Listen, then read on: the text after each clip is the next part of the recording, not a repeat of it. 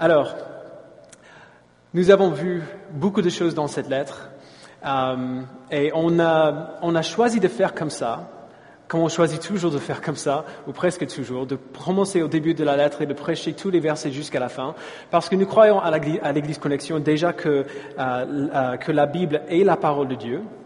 Nous croyons que c'est Dieu qui a divinement inspiré les auteurs de la Bible pour dire à leur façon, à chacun avec leur personnalité, mais à dire les mots que Dieu voulait communiquer aux êtres humains.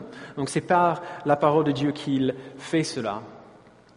Et donc, nous croyons que la manière la plus fidèle de prêcher la Bible ici, c'est de prêcher les mots de la Bible. On essaie de faire tout notre possible pour que tout le monde qui vient ici sache que ce n'est pas moi ou quelqu'un d'autre qui prêche, qui invente ces choses, mais que nous ne faisons que exposer et expliquer les paroles qui sont déjà écrites dans la Bible depuis très très longtemps. Et donc, si vous étiez là la semaine dernière, vous savez qu'on a terminé la lettre. On a tout prêché. Il n'y a plus qu'on pourrait dire par rapport à ce qui est écrit dans cette lettre. Mais j'avais quand même envie de revenir dessus encore une dernière fois, non seulement pour célébrer ce que Dieu nous dit dans cette lettre et le contenu, mais aussi de simplement célébrer la suffisance de Dieu dans sa parole elle-même.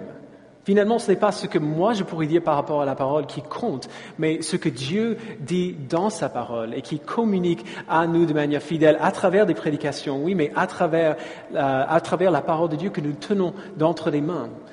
Si vous êtes ici pour la première fois, regardez autour de vous, il y a des Bibles blanches sur quelques-unes des chaises. Il faut peut-être qu'on commence à envisager d'en racheter plus. Il y en a qui disparaissent toutes les semaines.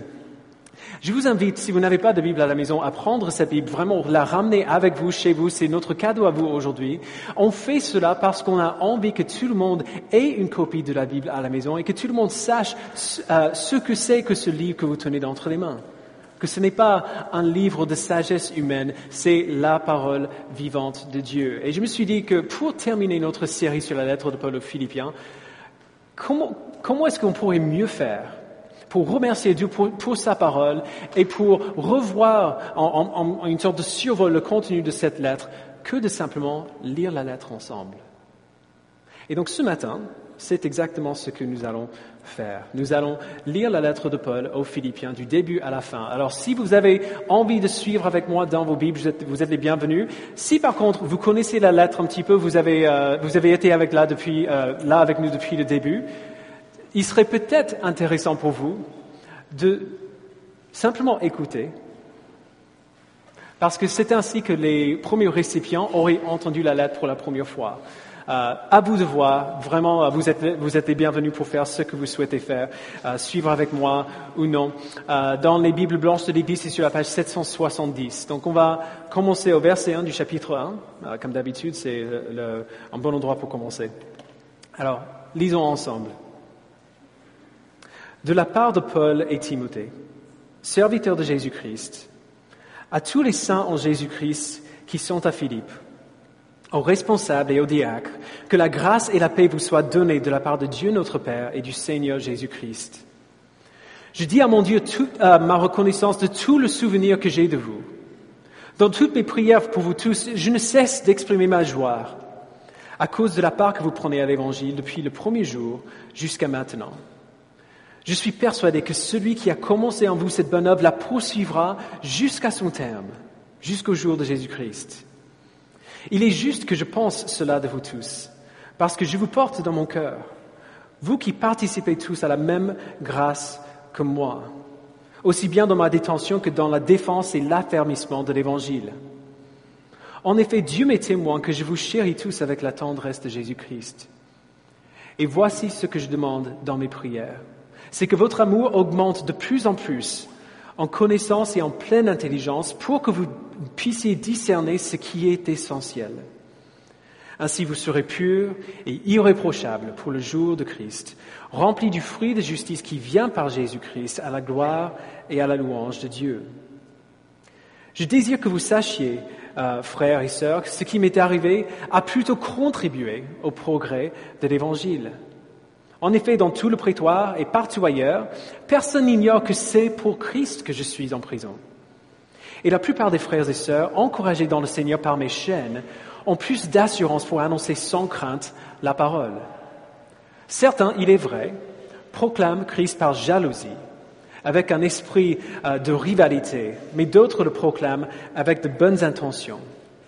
Les uns agissent par amour, sachant que je suis là pour la défense de l'Évangile. Les autres, animés par un esprit de rivalité, annoncent Christ avec des intentions qui ne sont pas pures et avec la pensée d'augmenter les souffrances de ma détention. Qu'importe. De toute manière, que ce soit pour de mauvaises raisons, que ce soit sincèrement, Christ est annoncé. Je m'en réjouis et je m'en réjouirai encore, car je sais que cela aboutira à mon salut, grâce à vos prières et à l'assistance de l'Esprit de Jésus-Christ. Conformément à ma ferme attente et à mon espérance, je n'aurai honte de rien. Mais maintenant, comme toujours, la grandeur de Christ sera manifestée avec une pleine assurance dans mon corps, soit par ma vie, soit par ma mort. En effet, Christ est ma vie, et mourir représente un gain. Cependant, s'il est utile pour ma tâche que je vive ici-bas, je ne saurais dire ce que je dois préférer. Je suis tiraillé des deux côtés. J'ai le désir de m'en aller et d'être avec Christ, ce qui est de beaucoup le meilleur, mais à cause de vous, il est plus nécessaire que je continue à vivre ici-bas. Persuadé de cela, je sais que je resterai, et je demeurerai avec vous tous pour votre progrès et votre joie dans la foi. Grâce à mon retour auprès de vous, vous aurez alors dans ma personne une raison d'éprouver encore plus de fierté en Jésus-Christ. Seulement conduisez-vous d'une manière digne de l'évangile de Christ. Ainsi que je vienne vous voir ou que je sois absent, j'entendrai dire de vous que vous tenez ferme dans un même esprit, combattant d'un même cœur pour la foi de l'évangile, sans vous laisser effrayer en rien par les adversaires. Pour eux, c'est une preuve de perdition, mais pour vous, de salut. Et cela vient de Dieu. En effet, il vous a été fait la grâce, non seulement de croire en Christ, mais encore de souffrir pour lui, en menant le même combat que celui que vous m'avez vu mener et que vous l'apprenez maintenant, je mène encore. S'il y a donc de l'encouragement en Christ, s'il y a de la consolation dans l'amour, s'il y a de la communion de l'esprit, s'il y a de la tendresse et de la compassion, rendez ma joie parfaite en vivant en plein accord. Ayez un même amour, un même cœur, une unité de pensée. Ne faites rien par esprit de rivalité ou par désir d'une gloire sans valeur, mais avec humilité, considérez les autres comme supérieurs à vous-même. Que chacun de vous, au lieu de regarder à ses propres intérêts, regarde aussi à ceux des autres. Que votre attitude soit identique à celle de Jésus-Christ. Lui qui est de condition divine, il n'a pas regardé son égalité avec Dieu comme un butin à préserver, mais il s'est dépouillé lui-même, en prenant la forme d'un serviteur, en devenant semblable aux êtres humains. Reconnu comme un simple homme, il s'est humilié lui-même, en faisant preuve d'obéissance jusqu'à la mort, même la mort à la croix. C'est pourquoi aussi Dieu l'a souverainement élevé à la plus haute place et lui a donné le nom qui est au-dessus de tout nom, afin qu'au nom de Jésus, chacun plie le genou dans le ciel et sur la terre et sous la terre, et que chaque langue confesse que Jésus-Christ est le Seigneur, à la gloire de Dieu le Père. Ainsi, mes bien-aimés, vous qui avez toujours obéi, non seulement quand j'étais présent, mais bien plus encore maintenant que je suis absent, mettez en œuvre votre salut avec crainte et profond respect. En effet, c'est Dieu qui travaille en vous pour produire le vouloir et le faire pour son projet bienveillant. Faites tout sans murmure ni contestation, afin d'être irréprochables et purs, des enfants de Dieu sans défaut au milieu d'une génération perverse et corrompue. C'est comme des flambeaux dans le monde que vous brillez parmi eux en portant la parole de vie. Je pourrais alors être fier le jour de Christ, de n'avoir pas couru ni travaillé pour rien. Et même si mon sang doit couler pour le sacrifice et le service de votre foi, j'en suis heureux et je me réjouis avec vous tous.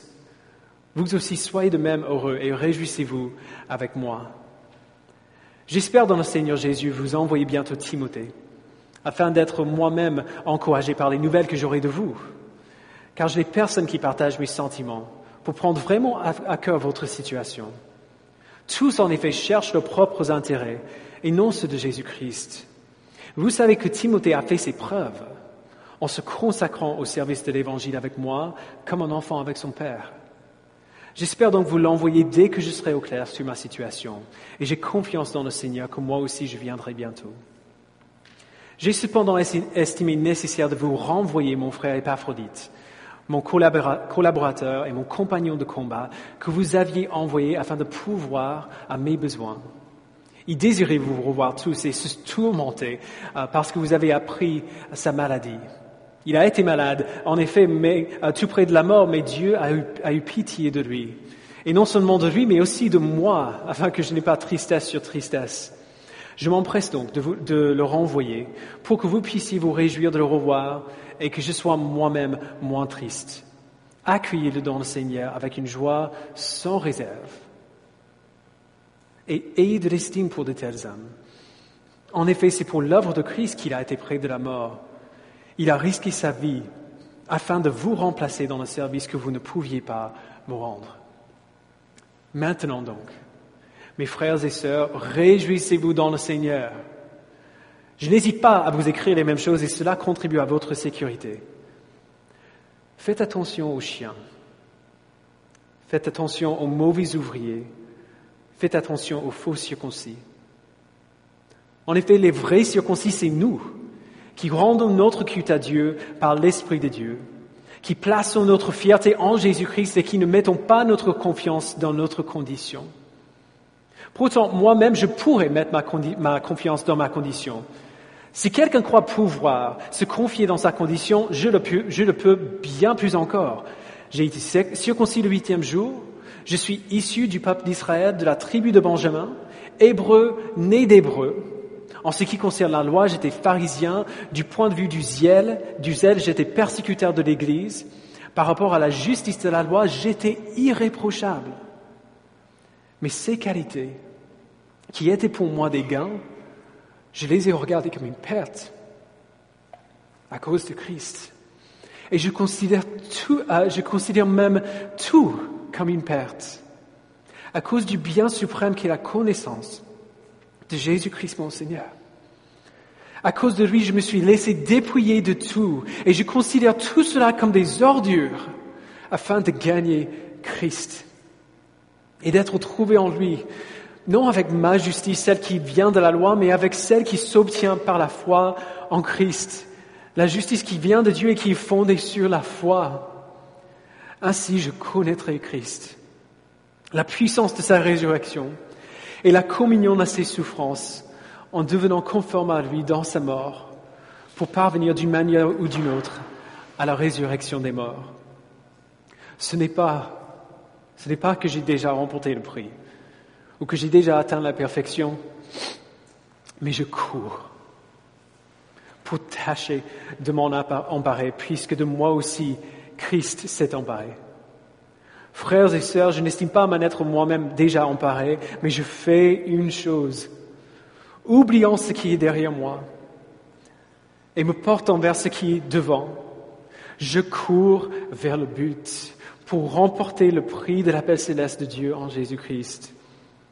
Nous tous qui sommes mûrs, adoptons cette attitude. Et si vous êtes de notre avis sur un point, Dieu vous éclairera aussi là-dessus.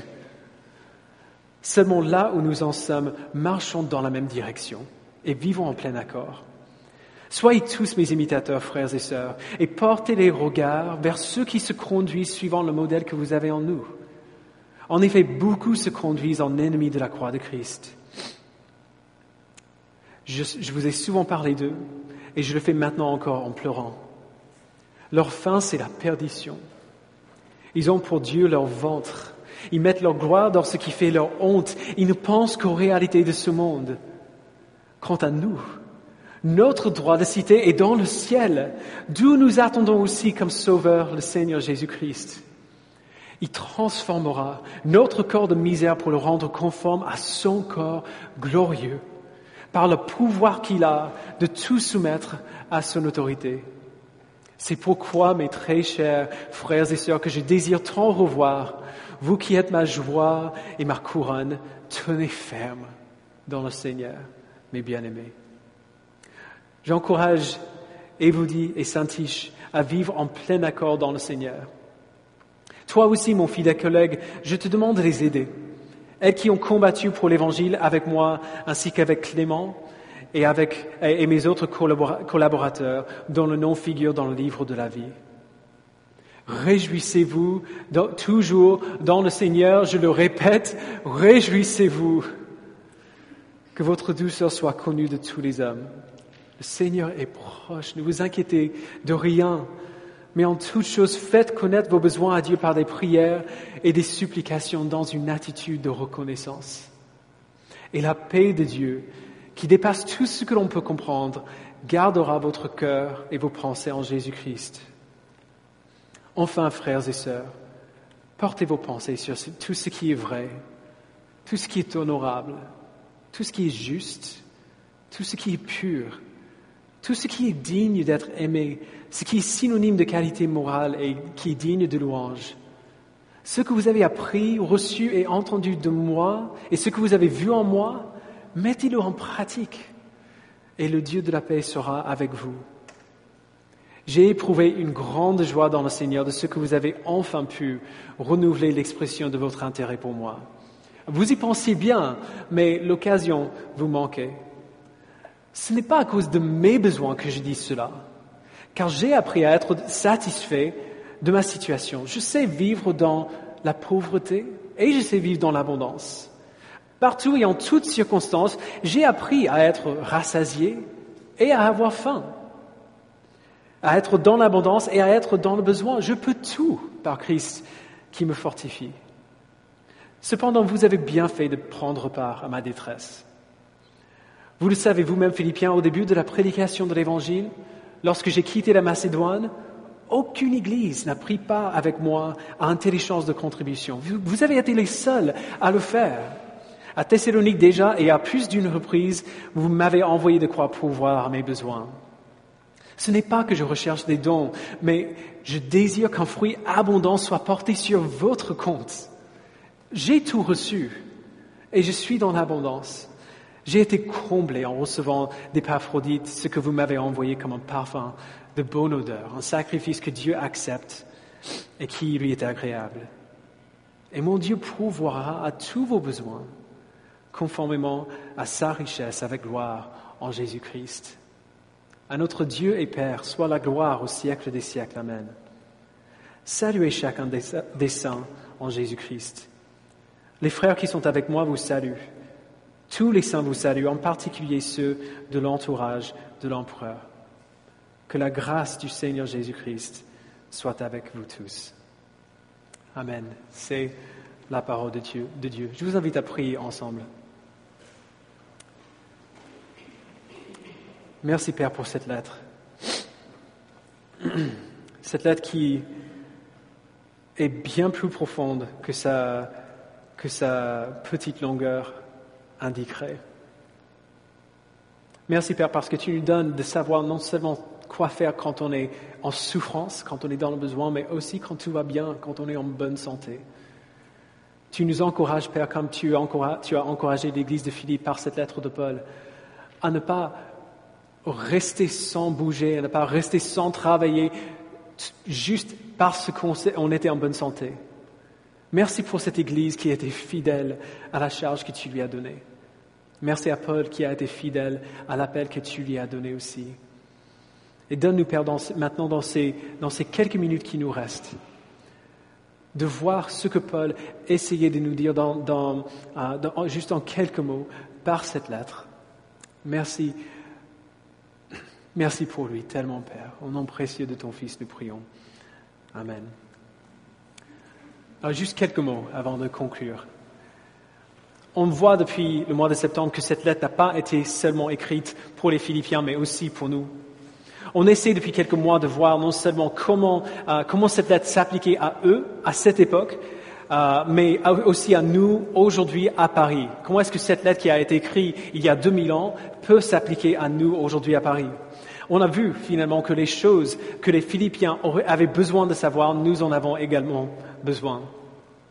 Alors, souvenons-nous juste de quelque chose.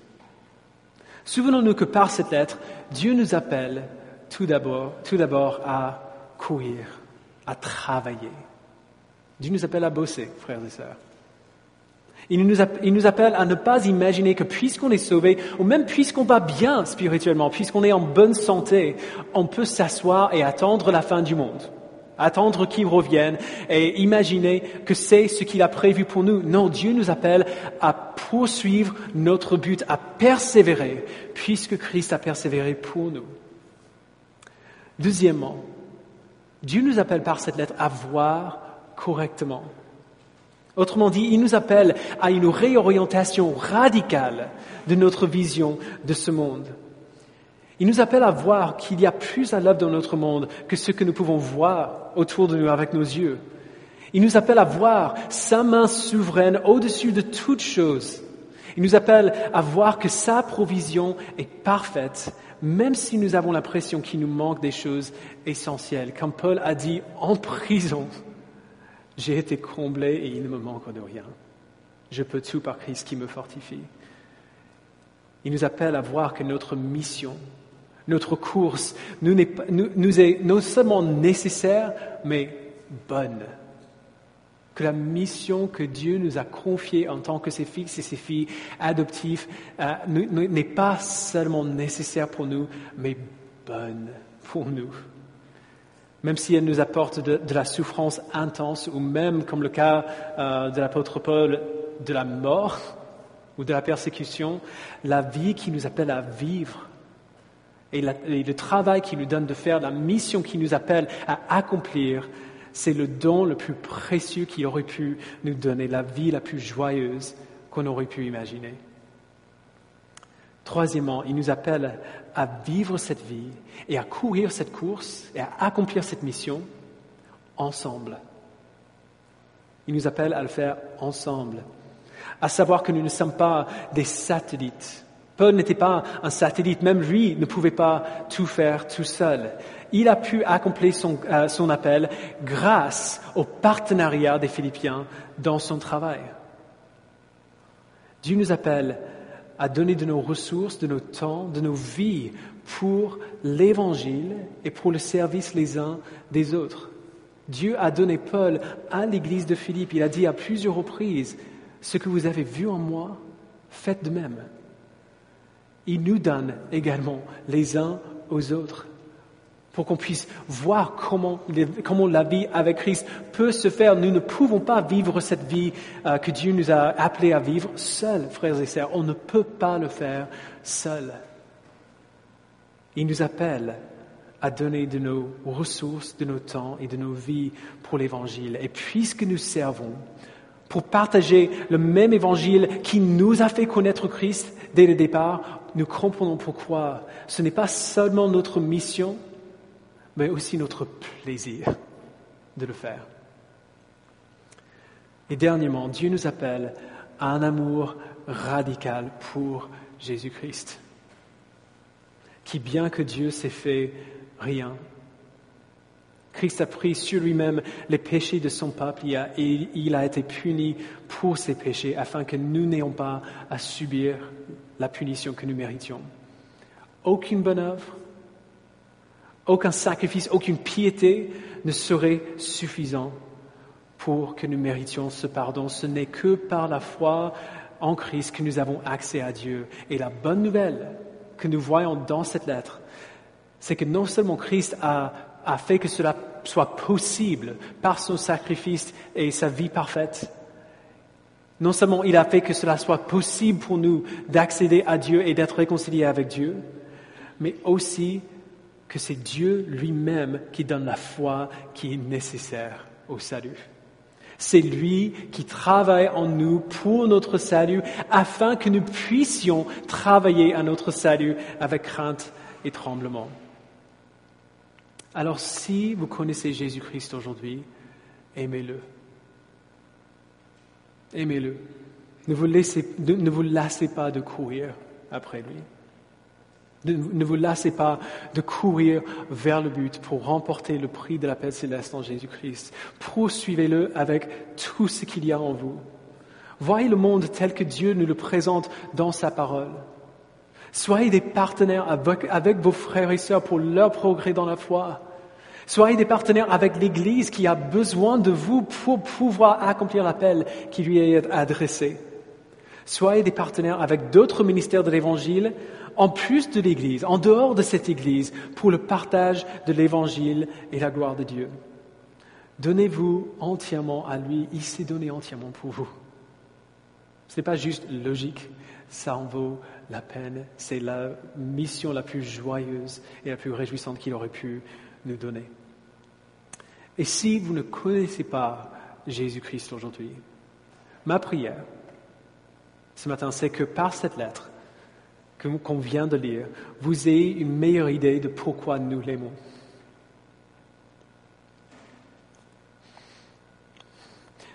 Ma prière, c'est que par cette lettre, vous voyez Christ tel qu'il est. Pas comme tous les tableaux qu'on voit, on voit Jésus tout propre et tout blanc et tout parfait, mais non, un Jésus qui, bien qu'il a été Dieu, s'est fait rien et qui s'est fait massacrer pour nous, afin que nous puissions accéder à Dieu, qui a été obéissant jusqu'à la mort. Ma prière, c'est que par cette lettre, que vous voyez la foi chrétienne telle qu'elle est, et que vous voyez que la seule chose nécessaire pour être réconcilié à Dieu et pardonné de notre péché, c'est bien la foi en Christ.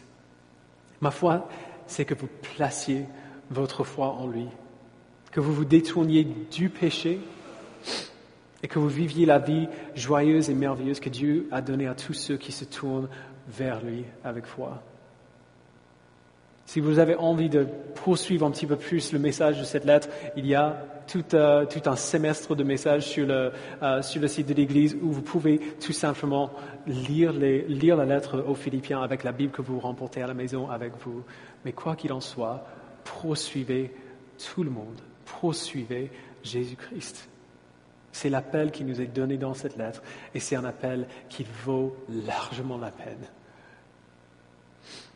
Que la grâce du Seigneur Jésus-Christ soit avec chacun et chacune d'entre nous aujourd'hui et pour toujours. Amen. Prions ensemble une dernière fois. Père, merci pour cette lettre merveilleuse qui nous fait tellement de bien depuis quelques mois. Merci, Père, pour sa simplicité, pour sa clarté, mais aussi pour sa profondeur. Merci pour ta génie, Père, qui peut inspirer des écrits que nous pouvons lire pendant toute une vie sans épuiser les choses, des nouvelles choses, des nouvelles choses que tu as envie de nous dire par ces lettres. C'est juste extraordinaire de voir comment tu as bien fait les choses. Donne-nous, Père, par cette lettre et par ta parole, de connaître la grandeur et la grâce de toi dans la personne de ton Fils. Donne-nous, Père, de voir Christ clairement, de voir qu'il s'est fait rien, qui n'a pas regardé comme un butin à préserver d'être égal avec toi, mais il s'est dépouillé lui-même en prenant la forme d'un serviteur, en devenant semblable aux hommes. Ayant paru comme un simple homme, il s'est humilié lui-même jusqu'à la mort, même jusqu'à la mort à la croix. Et donne-nous de voir, Père, que c'est pour cela que tu l'as souverainement élevé au-dessus de tout nom, afin qu'au nom de ton Fils, tout genou fléchisse dans le ciel et sur la terre et sous la terre, et que toute langue confesse que Jésus-Christ est Seigneur à la gloire de Dieu le Père. Donne-nous, Père, donne à chaque langue dans cette salle aujourd'hui de confesser que Jésus-Christ est Seigneur à ta gloire. Merci, Père. En nom précieux de ton Fils, nous prions. Amen.